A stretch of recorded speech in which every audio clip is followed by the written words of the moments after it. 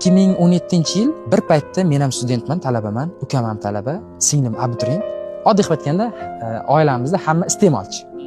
Dadam bolalari shu o'qishlarimiz bir paytga taqalib qolgani uchun Nexia bir mashina bor edi, 2010-yil olgan.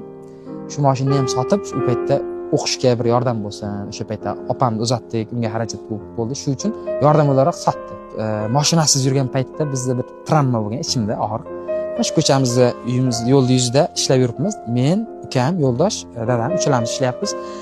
Odatdan biz qishloq joyda hamma bir-birini taniydi-ku. Ko'chada, ko'yda ishlab turganingizni ko'rsangiz, yo'ldan kimdir o'tib ketsa salom berib, "Horma" deb o'tadi-da. Endi aka bo'lsa "Hormang" deydi, o'zi "Horma uka" deydi. Odatdan dadam bilan bir yaqin munosabatda bo'lgan bir aka, tanishi, dadamning qaysi mana ulfat desak bo'ladi. Mashinada o'tib ketyapti. Salom bermay o'tib ketdi. Indamay, qaramay. Shunda dadam o'shanga e'tibor qildi-da. Shu ko'zidan shunaqa bir anaqa bo'ldiki, mashinam yo'qligi uchun shunaqa bir e'tiborsiz o'tib ketdi deganday bir yo gapirdi, yo ko'zida shunaqa holat bo'ldi. O'sha paytda ichimizda qattiq bir anaqa bo'lganda, nasib bo'lsa, shuning uchun ham mashina yaxshi ko'ramiz. Ko'p mashina olaman deb. Shunday bo'ldi.